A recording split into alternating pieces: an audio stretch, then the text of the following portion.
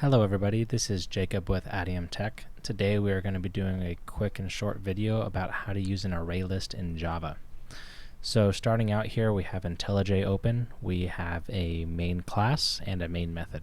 So as I would hope you would know, those are the two things we need in order to create an executable Java program. So to start off with, we need to create an array list. So we're going to go ahead and type out ArrayList. And an array list is a class, but is specifically a generic class, which means that we need to give it a type. So our type is going to be string. We're going to make a list of strings. So next we are going to title the list. We can call it my list. And of course we need to instantiate that, so we can say equals new and then array list. Now we can end that with a semicolon, and just like that, we've created an array list called my list. Again, this is a list of strings. So after this, we can go ahead and start adding some items to our list. So we can type mylist.add, and what this will do is this is a method that is on the ArrayList class, and we can add in whatever strings we want. So let's go ahead and add in hello, and we now have one item in our list. So to verify this, we can go ahead and print out our list. So we can say system.out.println, and then we can print out my list. Now if we go and run this program by running our main method, we should print out hello, because we have added one item to our list.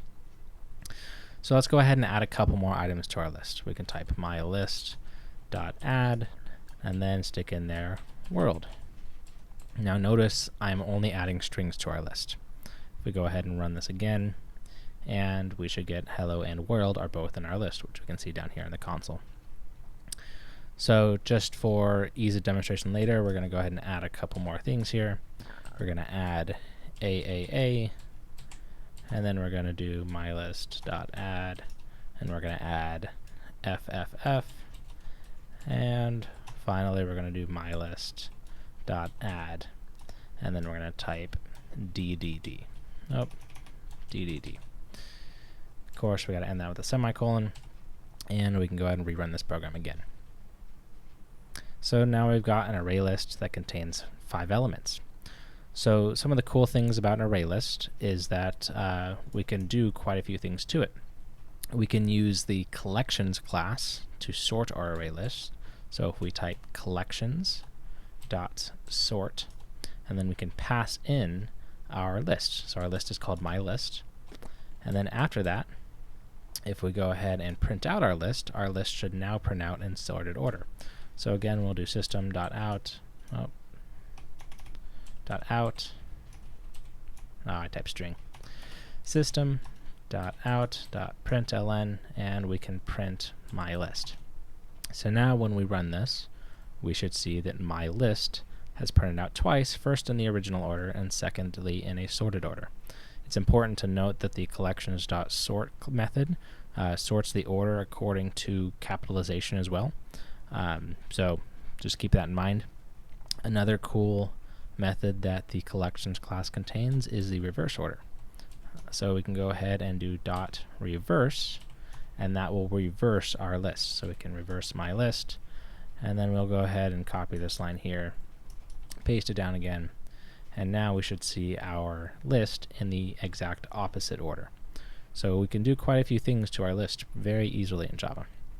Another couple of methods that I like to go over would be the size. So we can use system.out.println, and we can print out mylist.size, which will print out the size of our list. Now this would be useful, let's say we wanted to iterate over our list and change each item specifically. We could do something like create a for loop, and we can say for int I equals 0, I is less than mylist.size, which is where this method comes in, I++. This will create a small loop that'll iterate the number of items in the loop, and we can do something like this where we system.out.println, and we will go ahead and print out mylist.get, which is the next method, which gets an item at a specific index in the list, and we will print out item at index I, because I will be incrementing with every iteration of the list. So now we should print out everything in the list one item at a time, just like this. So lastly, the final method that I'd like to go over is the contains method. So we can type system.out.println, and then we will type mylist.contains. And what this will check to see is if your list contains a specific object.